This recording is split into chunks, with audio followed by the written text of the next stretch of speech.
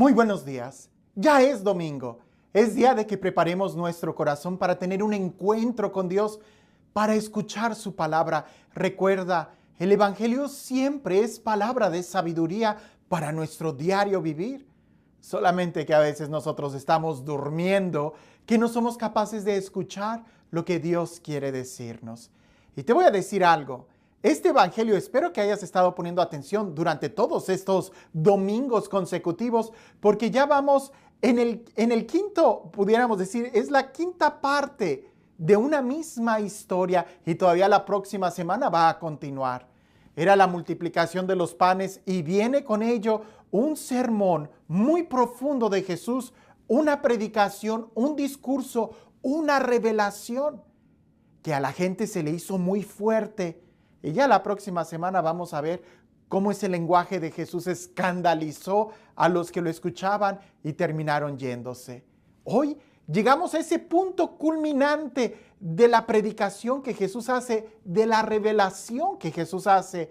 Y por eso es importante que prestemos atención a lo que nos dice el Evangelio. Así que te invito a que escuchemos el Evangelio, por favor, con oídos muy atentos, para que Él pueda hablar a lo más profundo de nuestro corazón. Dice así el Evangelio. En aquel tiempo, Jesús dijo a los judíos: Yo soy el pan vivo que ha bajado del cielo. El que coma de este pan vivirá para siempre. Y el pan que yo les voy a dar es mi carne, para que el mundo tenga vida. Entonces los judíos se pusieron a discutir entre sí: ¿Cómo puede éste darnos a comer su carne? Jesús les dijo: Yo les aseguro, si no comen la carne del Hijo del Hombre y no beben su sangre, no podrán tener vida en ustedes. El que come mi carne y bebe mi sangre tiene vida eterna, y yo lo resucitaré el último día. Mi carne es verdadera comida y mi sangre es verdadera bebida. El que come mi carne y bebe mi sangre permanece en mí y yo en él. Como el Padre que me ha enviado posee la vida y yo vivo por él, así también el que me come vivirá por mí. Este es el pan que ha bajado del cielo. No es como el maná que comieron sus padres, pues murieron. El que come de este pan vivirá para siempre. Escucha con atención lo que Jesús está diciendo, porque ciertamente lo dice con tanta fuerza, lo repite una y otra vez como para que nos quedara muy claro. Su carne es verdadera comida y su sangre es verdadera bebida. Y nos está ofreciendo su carne como alimento para que aquel que lo coma tenga vida eterna. Claro que los discípulos o la gente que lo escuchaba, toda la multitud que lo iba siguiendo, al llegar a este punto no lo entendían. Por eso el Evangelio nos dice que incluso los judíos se empezaron a discutir entre ellos, y me imagino que esa discusión que tenían cada vez los iba llevando a rechazar más y más este mensaje que Jesús estaba dando, que Él iba a darnos su carne como verdadero pan, verdadera comida, y su sangre como verdadera bebida. Permíteme hago una pausa, porque pudiera estar yo diciendo la misma idea que creo que es importante que pudiéramos memorizarla. Déjame hago una pausa y me voy a la última cena.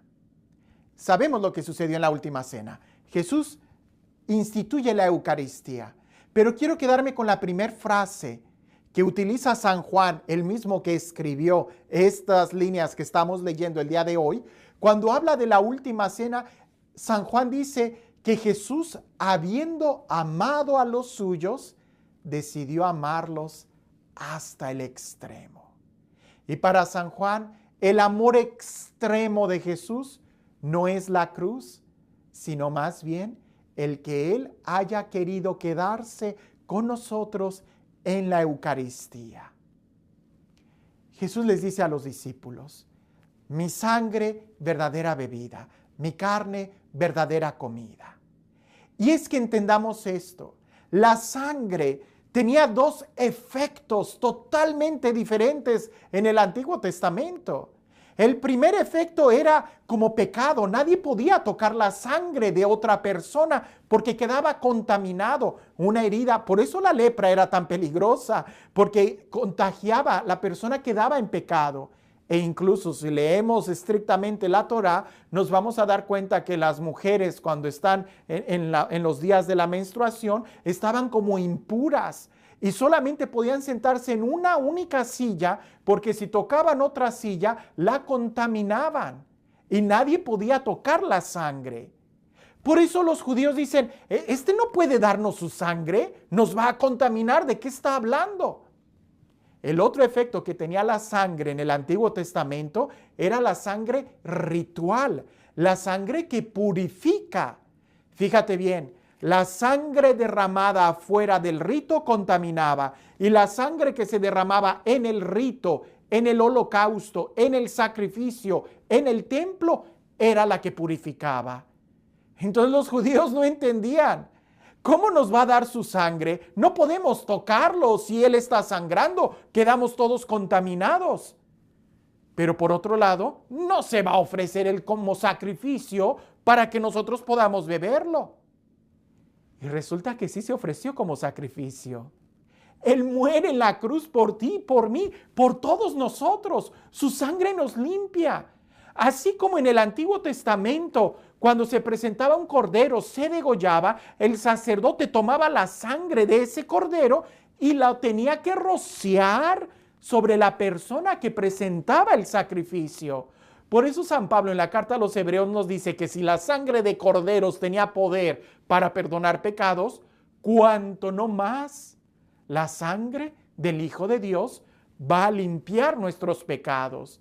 Lo dice San Pablo. Ahora, San Pablo no está hablando de algo que sucedió en el pasado, sino de algo que sigue sucediendo. La sangre de Jesús que sigue limpiando nuestros pecados. Pero resulta que el sacrificio ritual no era solamente el querer ser limpio. Tenía que haber derramamiento de sangre. El sacrificio en el templo, el sacrificio ritual era presentar el cordero, era que el cordero fuera sacrificado y que la gente quedara rociada de esa sangre. Eran esos pasos para que la gente realmente pudiera experimentar el perdón de Dios en el Antiguo Testamento. Hoy sigue siendo igual. Tenemos que querer aceptar a Jesús, presentarlo como sacrificio, tomar su sangre, que su sangre se una a la nuestra, que nos limpie de nuestros pecados. Y alguien pudiera decir, ¿pero cómo? O sea, ¿cómo si el cuerpo de Jesús ya no está aquí? Él murió hace 2000 años y subió al cielo. Por eso Jesús instituyó la Eucaristía. Y es de lo que Jesús está hablando. Le está diciendo a toda aquella increíble multitud. Simplemente ponte a pensar, más de 5,000 varones ahí reunidos, sin contar mujeres y niños, que eran los que lo seguían después de la multiplicación de los panes. Aunque Jesús quisiera en ese momento darles a todos ellos su sangre, no iba a alcanzar para todos ellos, mucho menos iba a alcanzar para todas las generaciones futuras. Sin embargo, cuando Él instituye la Eucaristía, cuando Él manda que se realice ese sacrificio en memoria de Él, en conmemoración de lo que Él está haciendo, es ahí donde nosotros podemos apropiarnos de la salvación que Jesús nos da. No es ningún símbolo. Escucha bien esto, no es ningún símbolo. Porque muchos podemos estar despistados y decir, entonces la Eucaristía, la misa, la hostia y el cáliz del Padre es un símbolo de Jesús. No es un símbolo. Jesús no está hablando de un símbolo en este discurso. Mira, la gente se fue no porque Jesús estuviera hablando de un símbolo o de una manera metafórica. La gente se fue porque Jesús está hablando con un aplomo de una realidad, que tenemos que comer su cuerpo y tenemos que beber su sangre. Es más, nos acercamos porque Jesús lo dijo así. Segundo, porque gramaticalmente Jesús no era ningún ignorante. Él utiliza un ejemplo para explicar una realidad. Él utiliza el ejemplo del maná en el desierto para explicar la realidad que Él es el verdadero pan bajado del cielo. Jesús no va a utilizar un ejemplo para hablar de otro ejemplo. Caeríamos en un círculo vicioso. Puedes utilizar muchos ejemplos para hablar de una realidad. La realidad es que la carne de Jesús tenemos que comerla y que la sangre de Jesús tenemos que beberla.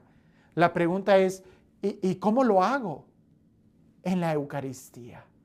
Por eso hay que acercarnos a la misa, al banquete eucarístico, creer en él, abrir nuestro corazón y entender que el ritual que se ofrece en la Eucaristía es precisamente lo que Jesús hizo en la cruz, una actualización para el tiempo presente, un sacrificio no de manera cruenta de derramamiento de sangre, pero sí de una manera espiritual y real, palpable para ti y para mí, donde podemos nosotros, tú y yo, tener comunión con Él. No se trata solamente de ir y comer, se trata de querer, de presentar, de recibir y dejarlo actuar en nuestra vida. ¡Qué increíble! Con mucha razón el Evangelio de San Juan más adelante va a decir, habiendo amado a los suyos, decidió amarlos hasta el extremo. Y narra la última cena. Narra ese banquete eucarístico, donde Jesús decide amarnos hasta el último momento, entregándose para cada uno de nosotros en el banquete eucarístico. Así que te invito a que cuando vayamos a misa el día de hoy, no solamente escuchemos la palabra y la repitamos en nuestro corazón, sino que además, si es posible, recibirlo con un corazón dispuesto. Y este Dios, el Dios del amor, el Dios de la vida, el Dios de la paz, el Dios que hace nuevas todas las cosas, que sea Él, que con su infinito amor se entrega en la Eucaristía por nosotros, que sea Él quien nos bendiga en el nombre del Padre, del Hijo y del Espíritu Santo. Había un juego antiguamente donde alguien llegaba por atrás y te tapaba los ojos y tú tenías que adivinar quién era sin escuchar ni una palabra. Usualmente, si guardabas silencio y abrías como tus ojos interiores, podías reconocer quién era la persona que te estaba cubriendo los ojos. Pareciese que hoy Jesús sigue haciendo el mismo juego contigo y conmigo. Llegamos frente a un sagrario y no vemos nada. Es como si nuestros ojos estuvieran tapados, pero lo que tuviéramos que hacer es guardar silencio, prestar atención, abrir nuestro corazón y entonces nos daremos cuenta quién es el que está frente a nosotros. Es Jesús, que se nos da como alimento, como el pan de vida, como el amigo. Es Jesús, ahí presente en su cuerpo, en su alma, en su divinidad. Haz la prueba y verás qué bueno es el Señor. Vuelve a leer este texto una y otra vez para que tú también sientas lo que sintieron los judíos al escuchar, pero también trata de sentir lo que Jesús está diciéndonos con tanto amor, con tanta fuerza, que ya el próximo evangelio, en la próxima semana, vamos a escuchar que la mayoría de la gente se fue. El día de hoy, tú también te vas o te quedas a recibirlo, a alimentarte, a amarlo. Que tengas un excelente día.